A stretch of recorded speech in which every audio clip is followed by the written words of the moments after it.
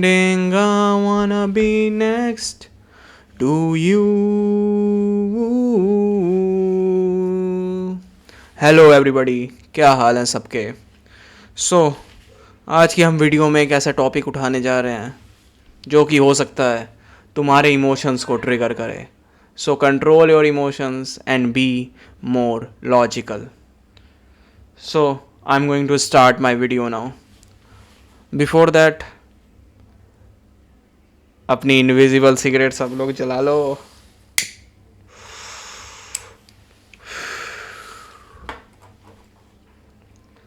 And let's start the video.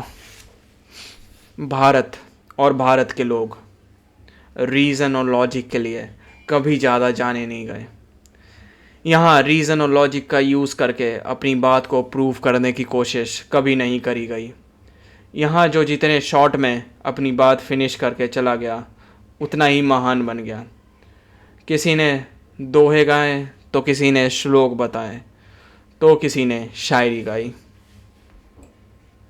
या फिर जो इंसान एकदम चुप हो गया और बोला सत्य को, तो बोला ही नहीं जा सकता, वो उतना ही महान बन गया। या अगर कोई जंगल में जाके पेड़ के नीचे बैठ गया, पहाड़ों के ऊपर बैठ गया, वो उतना ही महान बन गया। या फिर जिसने भी ऐसी बातें बोलना शुरू कर दिया जो किसी के समझ ना आए, वो उतना ही महान हो गया, क्योंकि सत्य को तो समझाया ही नहीं जा सकता। और इस एक लाइन ने भारत को लॉजिकल होने से रोक दिया, रीजनेबल होने से रोक दिया। या फिर एक बहुत फेमस लाइन है जो कहती है जिसने समझ लिया उसे समझाया नहीं जा सकता। जिसने समझ लिया उसे समझाने की ज़रूरत नहीं है, और जो नहीं समझा उसे समझाया नहीं जा सकता। बस रीज़न और लॉजिक से हमें दूर भागने के बहाने चाहिए थे, दैट्स इट। जब आप रीज़न और लॉजिक को छोड़ देते हो तो आपके पास मीन्स ऑफ नोइंग क्या बचता है।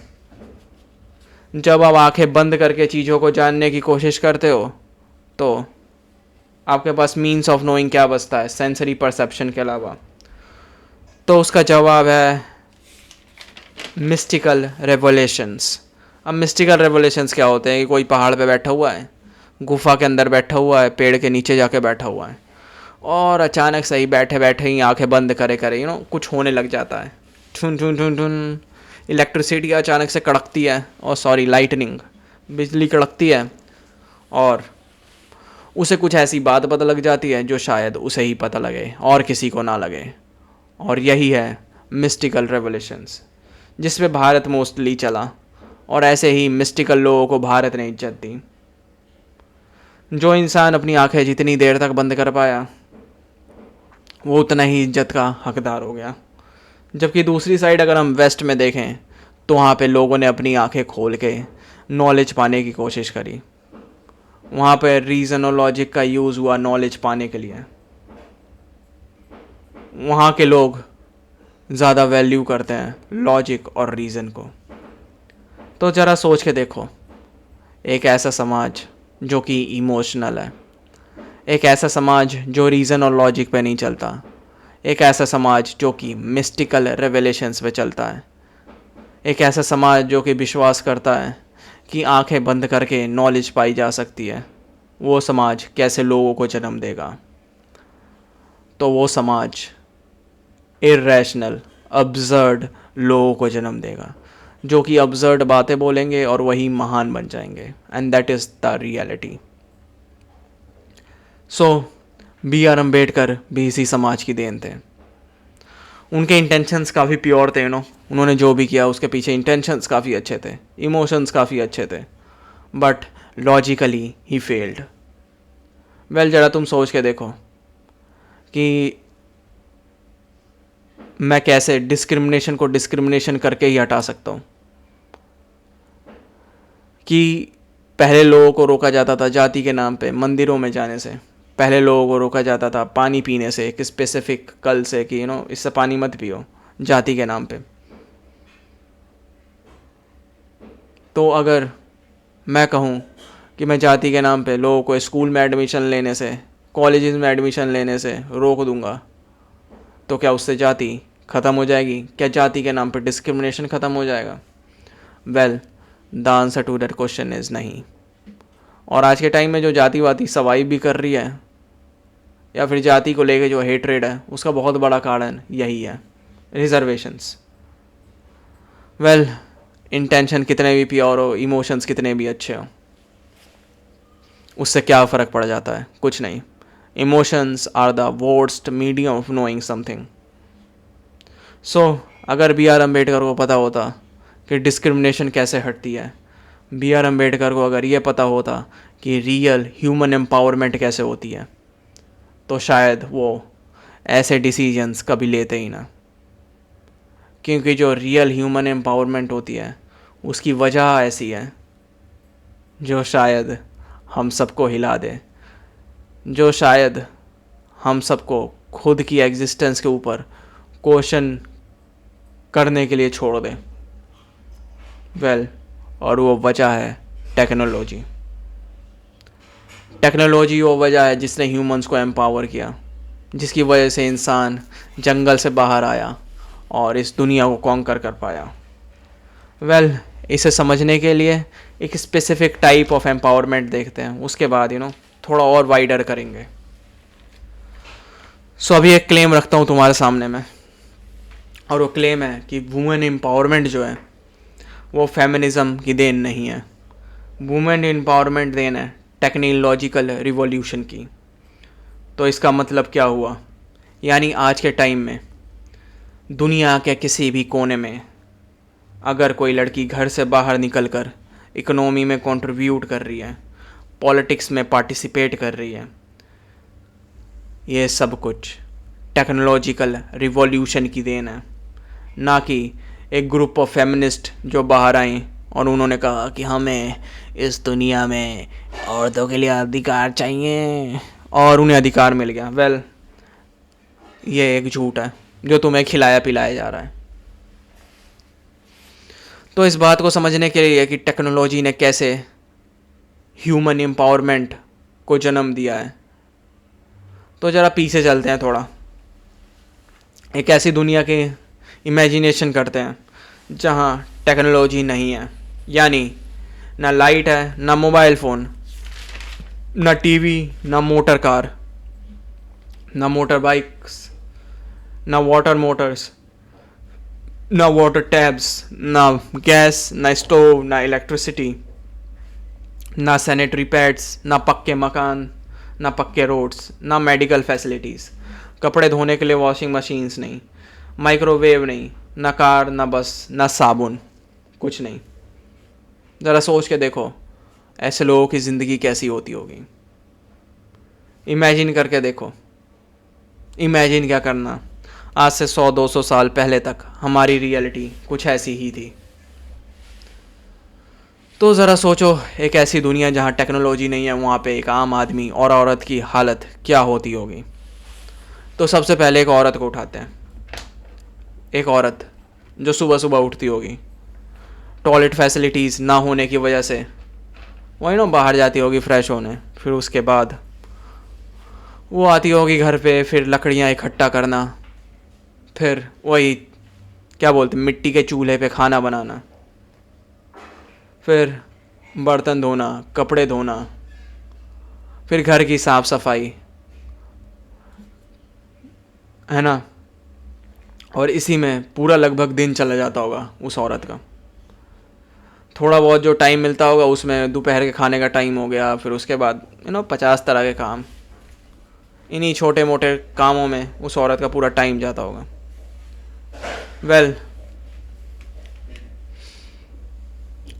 अगर समझ लो ये तो एक आम औरत की हालत हो गई। अगर किसी औरत के बच्चा है तो ज़रा सोच के देखो, डाइपर की सुविधा ना होने के कारण बच्चे की चड्डियाँ धोना दिन भर, सैनिटरी पैड्स ना होने के कारण, सबसे इम्पोर्टेंट पीरियड्स के दौरान लड़कियों का घर से बाहर निकलना मुश्किल हो जाता होगा, ना ट्रांसपोर्टेशन अच्छा है, ना मेडिकल फैसिलिटीज़।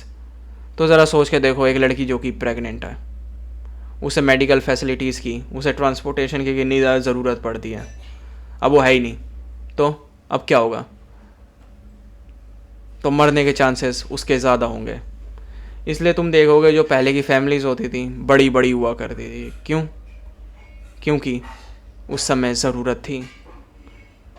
एक बच्चे को पैदा होने से लेकर के एक बच्चे को पालने तक पूरी कम्युनिटी का सपोर्ट चाहिए था। कुछ था ही नहीं भाई, टेक्नोलॉजी थी ही नहीं, तो क्या ही करते। कोई बीमार पड़ गया तो बच्चे का ख्याल कौन रखता, या फिर उस औरत का। जैसे जैसे टेक्नोलॉजी अच्छी होती चली गई तो तुम ये भी नोटिस करो कि फैमिली छोटी होती चली गई।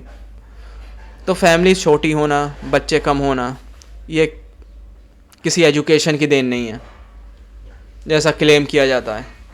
ये देन है टेक्नोलॉजी की, कि आज के टाइम में हम एक कॉल कर सकते हैं और एम्बुलेंस हमारे घर के सामने आके खड़ी हो जाएगी। हम कार्स के थ्रू कोई बीमार है तो उसे लेके जा सकते हैं। तो अब हमें जॉइंट फैमिलीज़ की ज़रूरत नहीं है, इसलिए जॉइंट फैमिलीज़ भी अब ख़त्म हो रही हैं। Well, coming back to the main topic, तो हमने देखा कि औरतों की हालत कैसी थी। तो ऐसी दुनिया में जहाँ पे टेक्नोलॉजी नहीं है वहाँ पे आदमियों की हालत कैसी होती होगी? क्या औरतों से बहुत अच्छी थी आदमियों की हालत? Well, sorry to disappoint you, but आदमी की हालत अच्छी नहीं थी। आदमी जो सुबह उठता होगा सुबह से लेकर शाम तक केवल खेतों में जाकर वो काम करे जा रहा है। क्यों? क्योंकि ट्रैक्टर्स नहीं है भाई, ना इंसेक्टिसाइड्स ना पेस्टिसाइड्स। वो सुबह से लेकर शाम तक खेतों में काम करता, हमारे ऑर्गेनिक मेथड्स लगाता, गोबर वहाँ पे छींटता खेतों में, जिसकी वजह से खेती अच्छी हो पाए। पर रियलिटी क्या थी एग्जैक्टली? इतना काम करने के बावजूद, quote under quotes organic method होने के बावजूद, अधिकतर लोग उस समय भूखमरी में मर रहे थे, भूखमरी के खतरे में रहते थे। और ये थी एक आम आदमी की हालत। और गलती से अगर उसे कहीं पे ट्रैवल करना हो तो ट्रैवल की तो फैसिलिटीज़ थी ही नहीं। तो बेस्ट ऑप्शन क्या था? घोड़ा गाड़ी। और वो घोड़ा गाड़ी जिस रोड से जाती वो भी सिक्योर नहीं, टूटी फूटी रोड्स। कहीं पे भी ट्रैवल करना हो इनसिक्योर, मतलब समझा, सिक्योरिटी से कोई लेना देना नहीं है चीज़ों का। तुम एक बार घर से बाहर निकल गए तो पता नहीं कब वापस आओगे नहीं आओगे, कम्युनिकेशन का कोई तरीका नहीं, कुछ नहीं। तो ट्रैवल भी करना हो, कहीं दूर जाना पड़ गया तो कुछ नहीं भाई। अगर दूर जाना है तो 3 दिन 4 दिन 5 दिन किलोमीटर्स का सफ़र तय करने में ही लग जाता होगा, 2-4 किलोमीटर ही शायद। Well, I am exaggerating it but you understand. Sorry for my wrong pronunciations. Well, वापस आते हैं। तो फेमिनिज़म में जो एक बात और चलती है कि आदमियों के पास सारा पैसा था, सारा धन था, आदमियों ने सारी ताकत अपने पास रखी हुई थी, आदमी ही घर चलाते थे, वही सारे डिसीजंस मेक करते थे। पर रियलिटी क्या थी? रियलिटी में ऐसा कुछ नहीं था। आदमी और औरत की रियलिटी बेकार थी, घटिया थी। आदमी और औरत दोनों ही भूखमरी के हालातों में रहते थे। ना आदमी के पास पैसा था ना औरत के पास, ना आम आदमी के पास ताकत थी ना आम औरत के पास, किसी के पास कुछ भी नहीं था। दोनों साथ मिलकर थोड़ा बहुत काम करते थे, जिसकी वजह से शायद वो 2 वक्त की रोटी जुटा पाए। और ये थी रियलिटी। रियलिटी डार्क थी यार, ग्रिम थी पहले की। हम सबको ये लगता है कि पहले की रियलिटी नेचर में सब थे, ऐसे ऐसे सब स्वादिष्ट खाना खा रहे थे, साफ हवा में सांस ले रहे थे। बट रियलिटी ऐसी कुछ नहीं थी। हम कांस्टेंट भूखमरी के खतरों में जी रहे थे। आज के टाइम में हमारे पास वाटर फिल्टर्स हैं, पहले नहीं थे। तो सोच के देखो गंदा पानी पी लिया, निमोनिया हो गया, मर गए लोग। और ये रियलिटी थी भाई पहले की। मेडिकल फैसिलिटीज़ कुछ नहीं। पर समय बदलता है। पर जैसे जैसे समय बदला प्राइवेट कंपनीज आई, टेक्नोलॉजी बढ़ी, ग्लोबलाइजेशन हुआ, मसल पावर को रिप्लेस किया मशीन की पावर ने। और ऐसी क्या बोलते हैं, एम्प्लॉयमेंट अपॉर्चुनिटीज़ जनरेट हुई, जहाँ पे औरत आराम से बैठकर काम कर सकती थी। और उससे भी बड़ी बात, अब औरत और आदमी दोनों के पास टाइम था। टाइम किस चीज़ का? एक्सप्लोर करने का, पढ़ने का। पहले पूरा घर बच्चे भी पहले तुम देखोगे कि बाल मजदूरी कर रहे हैं, फिर भी कुछ हो नहीं रहा है, मतलब समझ आ रहा है। बाल मजदूरी करने के बावजूद भी घर में भूखमरी के हालात हैं। पर अब लोगों के पास टेक्नोलॉजी बढ़ने के कारण, अबंडेंस में चीज़ें होने के कारण, अब लोगों के पास फ्री टाइम था। अब माँ बाप अफोर्ड कर सकते थे कि अपने बच्चों को पढ़ने भेजें, एक इंटेलेक्चुअल जर्नी पे भेजें। मैं तुम्हारे सामने इस समय बात कर पा रहा हूँ क्योंकि we are technologically advance enough to actually provide for me कि मुझे खाना मिल सकता है। ऐसा नहीं है कि मुझे 24 घंटे काम करने की ज़रूरत है, या फिर मुझे बचपन से ही काम करने की ज़रूरत थी। ऐसा नहीं हुआ, क्योंकि हम अबंडेंस में अब चीज़ें ला सकते हैं। वेल, अब आदमी और औरत दोनों के पास फ्री टाइम था, they can enjoy their time together. क्यों? क्योंकि टेक्नोलॉजी अच्छी हो गई थी। अब घर का काम भी औरतों के लिए, जो घर का काम जो पूरा का पूरा दिन ले सकता था, अब उसमें भी ज़्यादा टाइम नहीं लग रहा था। अब आज के टाइम में हाउस वाइफ की जो जॉब्स हैं वो बहुत आसान हो चुकी हैं। वॉशिंग मशीन्स हैं, गैस स्टोव्स हैं, सब कुछ है। तो टेक्नोलॉजी ने सबका काम आसान किया। आज के टाइम में ट्रैक्टर्स हैं जो कई आदमियों का, हज़ारों आदमियों का काम एक बार में कर सकते हैं, जिसकी वजह से प्रोडक्टिविटी बढ़ी। और जब प्रोडक्टिविटी बढ़ती है तो उसकी वजह से हम भुखमरी से लड़ पाए। हमने पेस्टिसाइड्स बनाए, हमने इंसेक्टिसाइड्स को जन्म दिया, जिसकी वजह से हम क्रॉप्स को ग्रो कर पाए। सोच पा रहे हो? हम इन सारी चीज़ों को कंसिडर ही नहीं करते जब हम एम्पावरमेंट की बात करते हैं। हाँ, है ना। रोड्स और ट्रांसपोर्टेशन फैसिलिटीज़ अच्छी हुई, जिसकी वजह से लड़कियां घर से बाहर निकल के काम कर पाई। मैंने सोच के देखो, ट्रैवलिंग फैसिलिटीज़ है ही नहीं, फिर क्या होता? एक ही जना कर सकता है भाई, फिर आदमी करेगा नहीं तो औरत करेगी। तो फेमिनिज्म में ये बात बहुत चलती है कि आदमियों के पास पॉलिटिकल और फाइनेंशियल पावर थी। पहली बात तो ये है, आम आदमी के पास ना पॉलिटिकल पावर्स ना फाइनेंशियल पावर, कुछ भी नहीं था। कुछ लोगों के पास हाँ फाइनेंशियल और पॉलिटिकल पावर थी, हाँ, और उसमें से ज़्यादातर मेल्स ही थे। पर ओवरऑल लोग कुछ भी नहीं थे। ओवरऑल लोग भुखमरी और गरीबी में जी रहे थे। हाँ, तो फेमिनिज्म ने इतना ज़रूर किया कि रिजर्वेशन के थ्रू औरतों को पॉलिटिकल राइट्स दिला दिए, पॉलिटिकल पावर दिला दी। पर उन पॉलिटिकल पावर्स में बैठी हुई औरतों ने क्या वुमेन एम्पावरमेंट के लिए कुछ किया? The answer to the question is नहीं। उनका कंट्रीब्यूशन कितना है वुमेन एम्पावरमेंट में? 0%। अगर तुम देखो कंट्री लाइक अफ़गानिस्तान, पाकिस्तान, अगर हम वहाँ पर फेमिनिज़म के आइडियाज़ को लेकर चले जाएं तो क्या ग्राउंड लेवल रियलिटी बदल जाएगी? तो उसका जवाब है नहीं, बिल्कुल भी नहीं बदलेगी। क्योंकि ना तो वहाँ पे जॉब्स हैं जो फीमेल्स कर पाएँ, ना तो उनके पास इतना टाइम है घर के कामों से, क्योंकि वहाँ पे गैस स्टोव 50 जो मैंने टेक्नोलॉजी के नाम लिए वो है ही नहीं। तो तुम्हारे पास टाइम तक नहीं है कि तुम जाके जॉब कर पाओ। पूरा काम घर के कामों में, पूरा टाइम घर के कामों में निकलता होगा, पहली चीज़। दूसरी चीज़ जो मैंने अभी बताई कि वहाँ पे ऐसे काम ही नहीं है, जॉब्स ही नहीं है जिन्हें औरतें कर पाएँ। वेल, और जॉब्स में आने जाने के लिए बेटर ट्रांसपोर्टेशन फैसिलिटीज़ चाहिए, बेटर क्या बोलते हैं, सैनिटरी फैसिलिटीज़ चाहिए। ऐसी कंट्री जहाँ भुखमरी हो, गरीबी हो, है ना, वहाँ पे वुमेन एम्पावरमेंट पॉसिबल ही नहीं है। अगर कोई कंट्री टेक्नोलॉजिकल एडवांस है तो वहाँ पर आदमी और औरत दोनों की एम्पावरमेंट होगी, बिना किसी मूवमेंट के, बिना फेमिनिज्म के ही वुमेन एम्पावरमेंट हो जाएगी टेक्नोलॉजी की बदौलत, है ना। तो अभी तक तो हम वुमेन एम्पावरमेंट की बात कर रहे थे,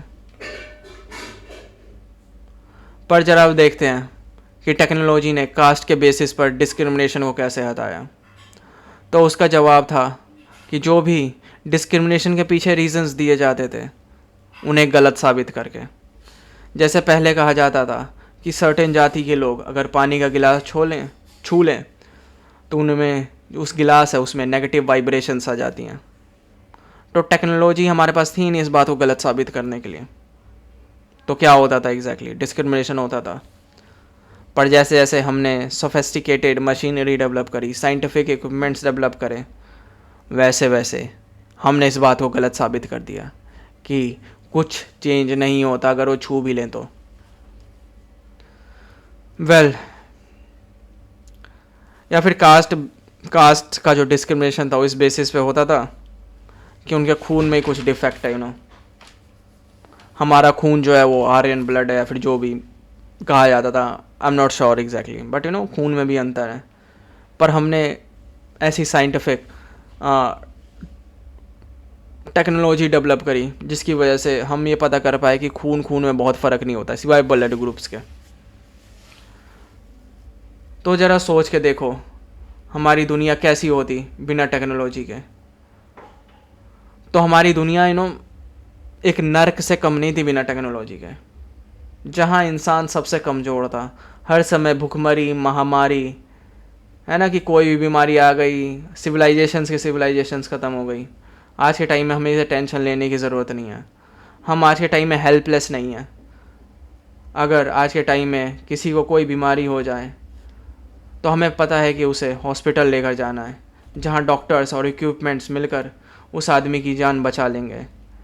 जिन लोगों की किडनी ख़राब है उन्हें पता है कि डायलिसिस मशीन्स पर निर्भर होना क्या होता है।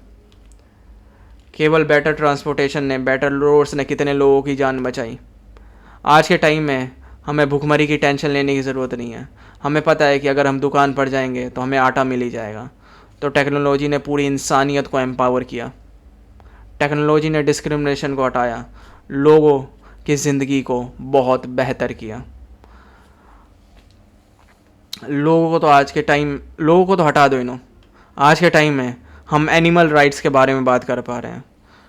वीगनिज़म पूरी दुनिया में फैल रहा है। किसकी देन है यह देन है टेक्नोलॉजी की।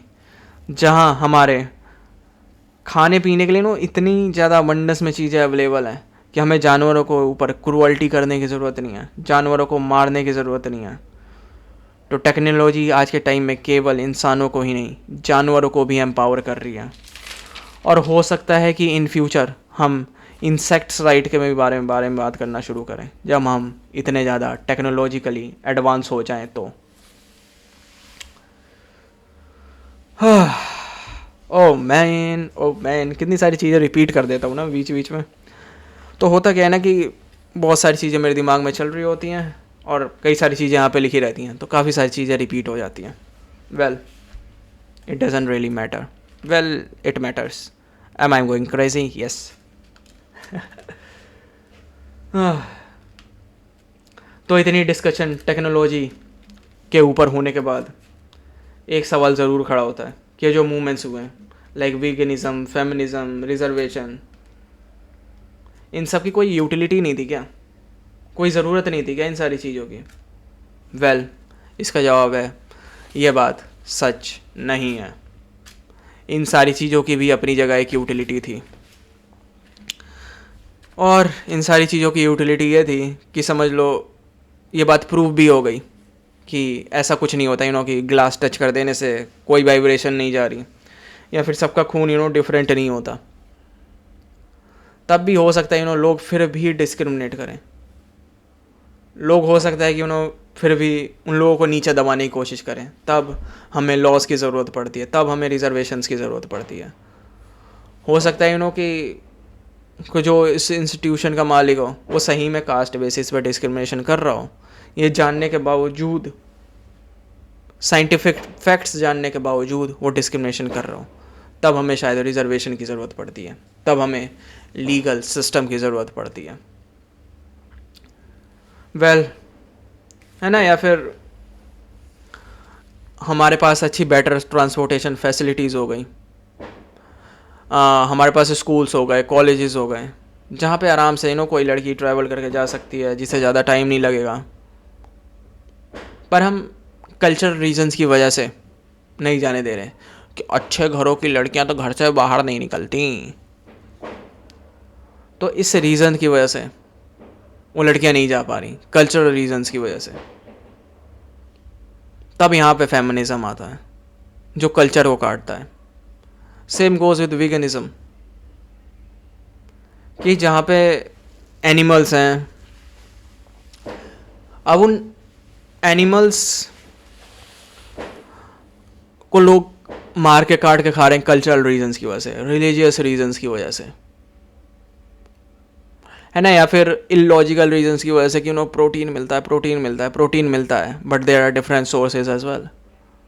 तो ज़रा सोच के देखो कि अगर वीगनिज्म ना हो तो लोग कंटिन्यू खाते रहेंगे, जैसा अमेरिका में हो रहा है या फिर यूरोपियन नेशंस में हो रहा है, जहाँ पे लोग फैक्ट्स को जानने के बावजूद काट काट के खा रहे हैं।